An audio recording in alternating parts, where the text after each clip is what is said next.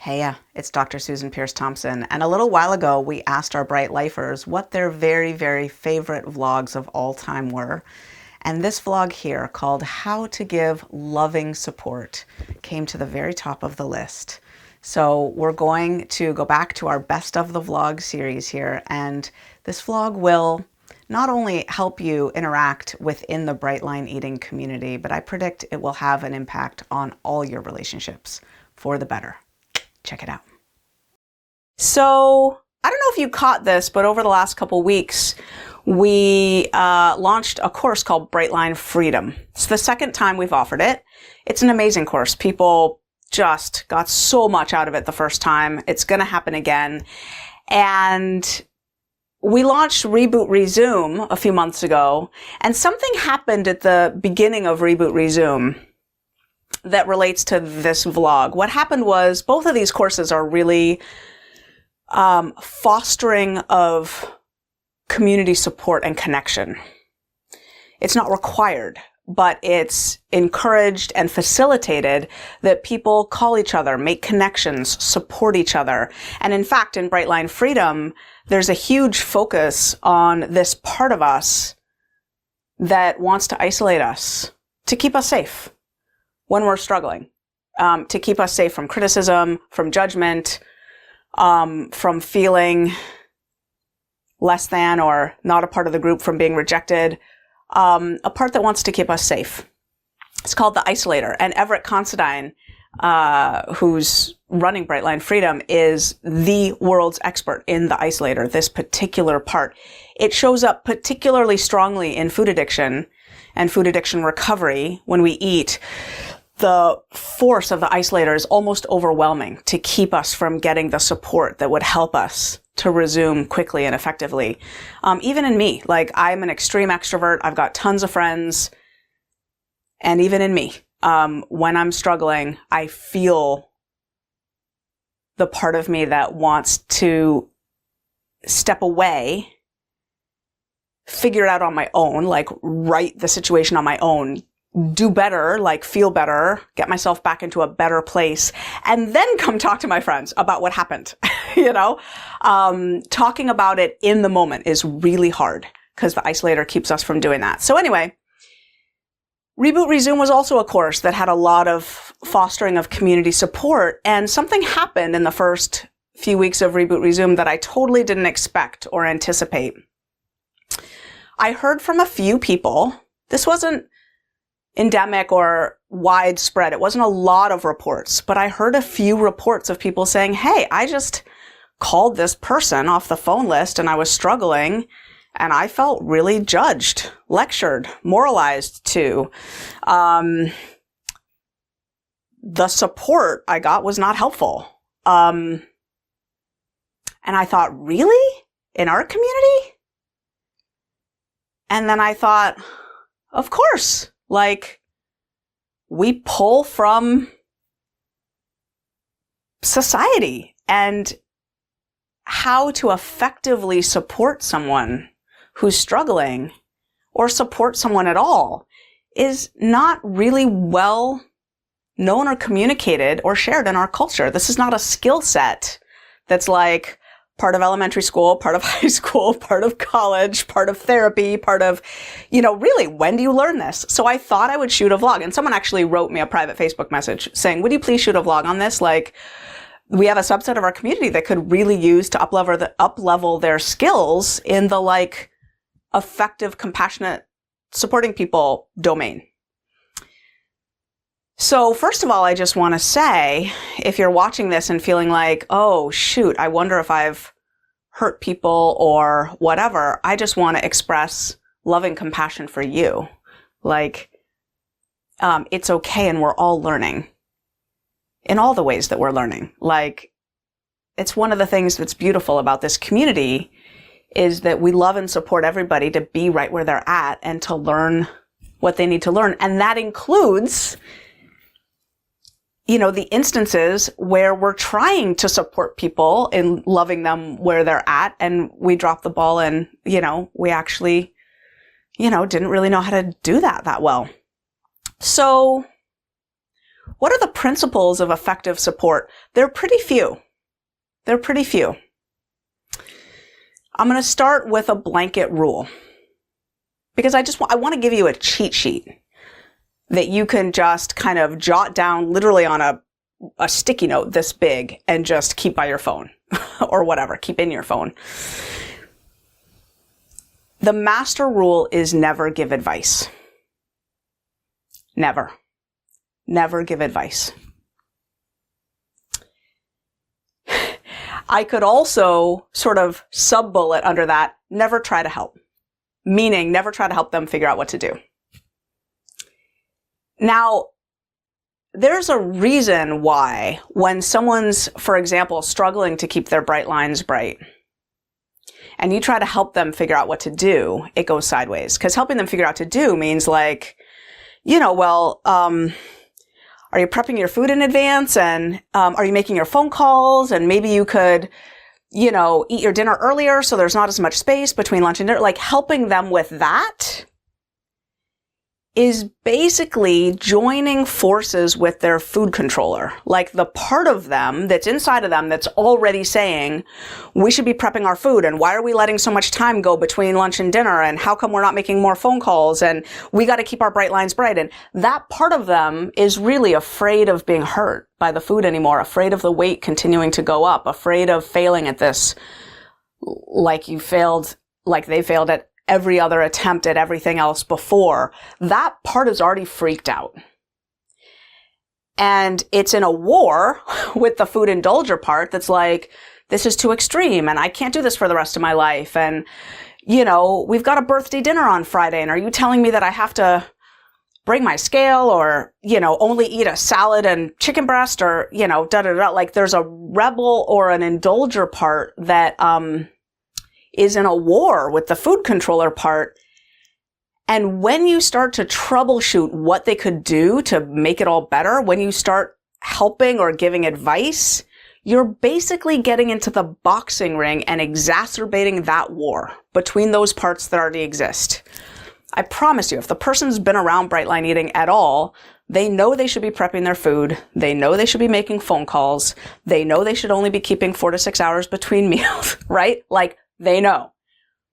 So it's not helpful. It just basically joins forces with the food controller and makes them rise up with that food indulger spirit and say, well, F you, this conversation isn't going well. I already knew all that, and this isn't helpful, and maybe I just want to go eat. Like, it's not helpful. So starting off with that. Now, I want to sympathize with the folks in our community who keep their bright lines bright and are in the position of talking on the phone with people who aren't keeping their bright lines bright, and like how hard that is. Because if you're in that position where you keep your bright lines bright, you know the commitment it takes, and you know the surrender that you made, and you know that it's not easy and you're doing it, and that it's possible to do it. And it's so tempting to like see this person you're talking to on the phone as like different from you. And like, why aren't you stepping up to the plate here? Like, it's doable. And I want you to want to do it. Like, I want you to get your act together, essentially. And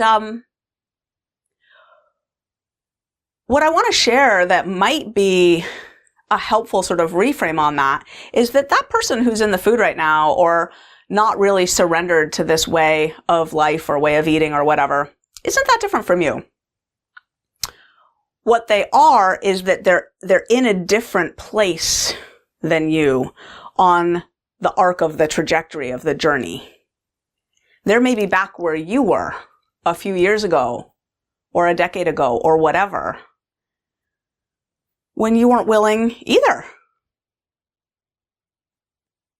Right?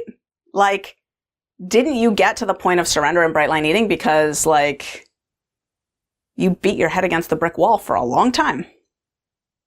So they're just where they're at on that trajectory, and who knows what they need to go through to finally deepen. But I will tell you now, here's the cheat sheet of what to do. And the good news is it's so simple, so easy, and so effective. You essentially have to do nothing. It's magical. Try it. The next time you're talking on the phone or face to face with someone who's struggling in any way, or in Marco Polo or in Voxer or any of the number of apps that we use to support each other, in Facebook, here's what you do. It's so simple. You mirror back what they just said, and you resonate with the feelings.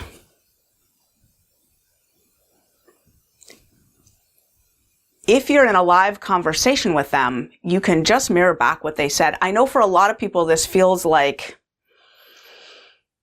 kind of canned and like inauthentic. Like if they just shared, I just ate a handful of nuts after dinner and I'm fighting with my husband, and my mother-in-law's in the hospital and I'm fighting with my husband about that. Right? Okay. So they just shared a bunch of stuff and you're thinking eating those nuts didn't help. That wasn't the right thing to do. Is your food written down? You're like, you have all these thoughts about like what they could be doing, right? It seems so kind of lame that just saying, whoa, so let me just mirror back what I hear you saying. Your mother-in-law's in the hospital and you and your husband are not getting along over how to approach that. And there's a lot of friction there. And to make matters worse, you just grabbed a handful of nuts after dinner. Like, that's kind of where it's at? And then they'll just continue to talk. And there will be something in them that will sigh a sigh of relief. They're heard, they're seen, they're safe. They're not judged, they're not excluded, they're not moralized with. And the war between the food indulger and the food controller starts to relax. And you, just by your very safe presence, start to help them sink into their highest authentic self, where they already will know how to navigate what's next. You just mirror back what they just said. And the more heat and conflict and pain is in what they're going through, the more important it is to say nothing but just say back what they just said. You can also add in a mirror of the feelings. Like, that sounds so hard. Oh my gosh, I can hear the pain and the tension in your voice. So much conflict going on in your house tonight. Wow. All you gotta say. And when you learn this ninja move, it's sort of like judo, right? Like, you realize you don't have to solve their problem. You couldn't solve their problem. You're not in the situation with the full understanding of the range of what they're going through. And the minute you try to offer a solution, it's like, well, you didn't know that. You're saying, well, why don't you prep your food in the afternoons? It's like, well, and you don't know the details, right? There's no way to get in there and troubleshoot with them. Never offer advice. Never offer advice. Once in a while, I'll know someone well enough that I'll know that they actually want my advice, or they'll say it. What do you think? In which case, before I ever offer advice, I always ask permission. You're asking me to weigh in on this? You really want to know what I think? Is it all right if I share my thoughts? Mandatory before offering advice or your thoughts in any way. Other than that, you mirror back what they said and you sympathize with the emotions. If they're doing great, you can also mirror back some of the emotion of like, I hear the energy in your voice. Like, this is a big deal for you. Whatever it is, the promotion they just got, the 4 years of bright lines they have, whatever it is, right? I hear it in your voice. This is huge for you. Listen to the fluctuations in their voice, and you can comment on that sometimes. Say, whoa, when you started talking about that, your voice got really deep and somber. This is emotional for you, huh? It's all you got to do. Be a safe space. The feeling is people, when they're going through stuff, feel isolated. They feel like they're in an igloo at the South Pole with nothing but a candle that's going to like burn out in about 6 hours. And what you're doing, your job, is to show up at their igloo door crawl inside and just say, you're not alone. I'm sitting here with you. Let's be alone at the South Pole together. This is scary and isolated, isn't it?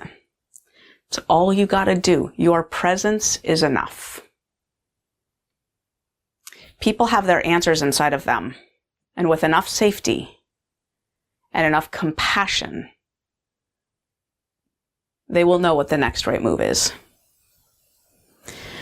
So that's my cheat sheet for all the beloved people starting Brightline Freedom as you go to support each other on this journey and you start to hear the myriad things that people are holding and navigating and going through on their Brightline Eating journey. That is my cheat sheet for how to provide loving support. And that's the weekly vlog. I'll see you next week.